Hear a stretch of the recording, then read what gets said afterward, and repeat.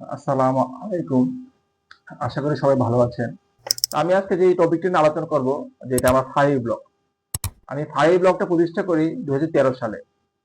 আমি যে 6 মাস জেল খেটে বের হই, রাজীব থাবা বা জামাতি এবং হত্যার হুমকি দেওয়ার 6 মাস পর আমি যে জামিনে বের হই, এরপর আমি ফাইভ ব্লগটা প্রতিষ্ঠা করি। এরপর আমি রাজীব থাবা বাবার একটা ব্লগ ছিল, ভুয়ানাচা বরফেস, খুবই বাজে। আমি তখন চিন্তা ভাবনা করি, দেখি যে ওই সময় যে নাস্তিক ব্লগগুলি ছিল, সামরিক ব্লগ, নাগরিক ব্লগ, আমার ব্লগ, তারা মূলত আমাদেরকে ব্যান করে দিত। আমরা যে ইসলামিস্ট ছিলাম, যারা ইসলামের পক্ষে লেখালেখি করতাম, আমাদেরকে কোনো কারণ ছাড়াই সামরিক ব্লগ ব্যান করে দিত, সকল ব্লগকে ব্যান করে দিত। তো দেখা গেছে কোন ইসলামিস্ট খুব বেশি দিন টিকতে পারতো না। তো সামরিক ব্লগে আমি 3-4 বার ব্যান খাই। আমি বিভিন্ন নামে আইডি খুলি, আমার নামে আইডি খুলি, কিন্তু নিক নেম থেকে আলাদা।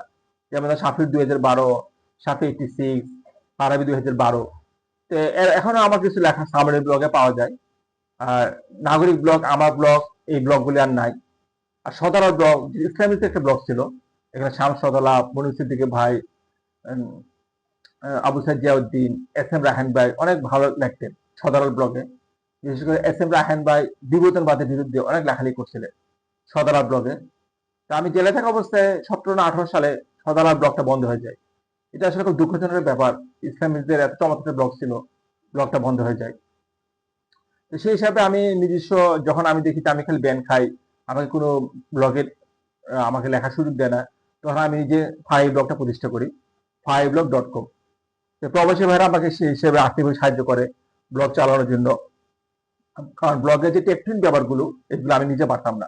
আমি শুধু লিখতে পারতাম, কিন্তু ওয়ার্ডপ্রেসে যে অন্যান্য কাজগুলো, ডোমেন হোস্টিং মেনটেন করা, এই জিনিসগুলো আমি এসে বুঝতাম না। তো প্রবাসী ভাইরা আমাকে এই জন্য অনেক হেল্প করছে, এই জন্য আমি তাদের কাছে কৃতজ্ঞ। আমি 2025 সালে জামিনে আসার পর আবার নতুন করে ফাইল ব্লগটা প্রতিষ্ঠা করি। সেখানে আমি আগের লেখাগুলো কিছু রাখি, পুরানো লেখাগুলো রাখি আমি, নতুন অনেক লেখা রাখি, লিখি, পুরানো লেখাগুলো আমি রাখি। আর আমার পুরানো ফাইল ব্লগের লেখাগুলো আমাদের ভক্ত ওয়ার্ডপ্রেস রেখে দিয়েছিল, fiveblog24.wordpress.com। ওখানে আমার পুরানো ফাইল ব্লগের সব লেখা পাবেন। আর এখন যে ফাইল ব্লগ দুইটা আমি চালাই, fiveblog.com, fiveblog.net, এখানে আমার প্রচুর নতুন লেখা পাবেন। ফেসবুকে আসলে লেখাগুলো স্থায়ীভাবে রাখা যায় না, কারণ মেটার যে সিস্টেম গুলো হঠাৎ করে আপনি ব্যান করে দেয়, পরে দেখা যায় সকল লেখা হারিয়ে যায়। তো ব্লগের লেখাগুলো স্থায়ীভাবে থাকে আর কি, যদি আপনি নিজে ব্লগের ডোমেন হোস্টের খরচটা মেনটেন করতে পারেন।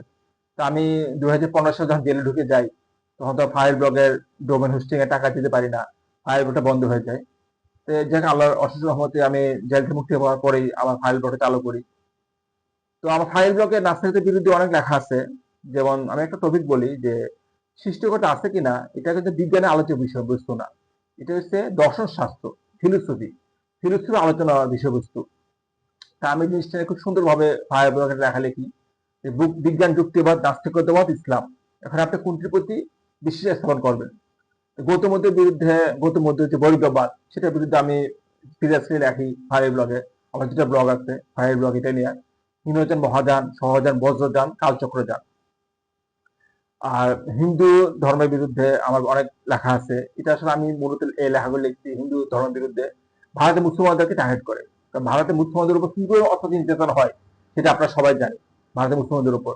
তো সেই দৃষ্টিকোণ থেকে আমি ভারতের মুসলমানদের পক্ষে আমি কিছু লেখালেখি করছি, সনাতন বা প্যাগানিজম বা যেটা বলে মূর্তিপূজার বিরুদ্ধে।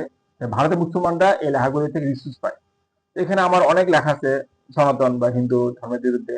যেমন হিন্দু যে নামটা, এই নামটা কিন্তু মুসলমানদের দেয়া, চীন থেকে হিন্দু এসেছে। ঠিক আছে, এই হিন্দু নামটা কিন্তু কোনো বেদ, পুরাণ, উপনিষদ, কোনো ধর্মগ্রন্থে পাওয়া যায় না এদের। হিন্দুদের কোনো দেবদেবী নিজেকে হিন্দু বলে পরিচয় দেয় না। তারপর তাদের যে দুর্গা কালী, লক্ষ্মী, শিব, সরস্বতী, এদের সম্পর্কে ইসলাম কি বলে, এটা সম্পর্কে আমি বিস্তারিত আলোচনা করেছিলাম আমার ফায়ার ব্লগে। তারপর আমি প্রথম জেল খেটেছি চিটাং জেলে 2010 সালে 1 মাস, চট্টগ্রাম জেলে। ওই জেল জীবনের স্মৃতি কথা, আমার জীবনে ফার্স্ট জেল চিটাং জেল 1 মাস। ওটা না আমি ধারাবাহিকভাবে 3টা ব্লগ লিখছি, জেল জীবনের স্মৃতি কথা, প্রথম পর্ব, দ্বিতীয় পর্ব, তৃতীয় পর্ব।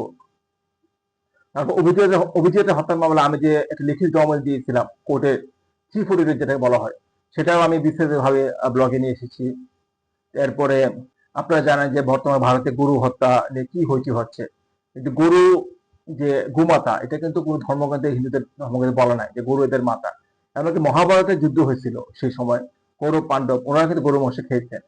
এবং পরবর্তীতে মহাবীর জৈন ধর্মের প্রবর্তক মহাবীর তীর্থঙ্কর উনার প্ররোচনায় বা উনার প্রভাবে পরবর্তীতে হিন্দুরা আস্তে ধীরে নিরামিষ বুঝুক হয়েছে। সেই জিনিসটা আমি ফাইভ ব্লগে বিস্তারিত ফুটিয়ে তোলার চেষ্টা করেছি। যাই হোক, আমি ব্লগটা মূলত এই জন্য প্রতিষ্ঠা করি যে লেখাগুলো সংরক্ষিত থাকে, সবাই যে লেখাগুলো একসাথে পায়, আলাদা একটা প্ল্যাটফর্ম তৈরি করার জন্য। কারণ আমরা যেভাবে ফেসবুক, ইউটিউব, টুইটারের প্রতি ডিপেন্ড হচ্ছি, মানে তারা যদি আমাদের ব্যান করে দেয়, দেখা যায় আমরা অসহায় হয়ে যাই, আমাদের এই বিষয়ে কোনো রিসোর্স থাকে না। এই জন্য যারা ইসলামিস্ট আছে তাদের সবার প্রতি আমার অনুরোধ, আপনারা যারা লেখালেখি করেন, আপনারা নিজস্ব একটা ব্লগ তৈরি করেন, নিজস্ব একটা ওয়েবসাইট, যেটা ওখানে আপনাদের লেখাগুলো থাকে, আমরা পাই।